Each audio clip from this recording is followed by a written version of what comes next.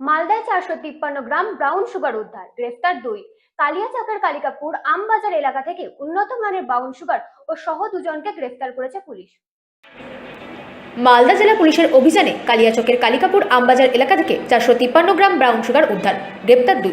ধৃতদের নাম মোবারক হোসেন ও মো শামাউল হক। প্রাথমিক জিজ্ঞাসাবাদে জানা গেছে এটা উন্নত মানের ব্রাউন সুগার, যা MDMA বা মলিও নামে পরিচিত। এর দাম ব্রাউন সুগারের চেয়ে অনেক বেশি। পুলিশ জানিয়েছে রাঁচি থেকে এটা নিয়ে আসা হয় এবং বিহারের বিভিন্ন জায়গায় বিক্রি করা হয়। মালদা জেলায় এই নিয়ে দ্বিতীয়বার মাদকদ্রব্য উদ্ধার হলো। পুলিশ আজ মালদা আদালতে তাদের তোলার পরে নিজেদের হেফাজতে নিয়ে জিজ্ঞাসাবাদ করবে। Bureau report, রাতদিন news network.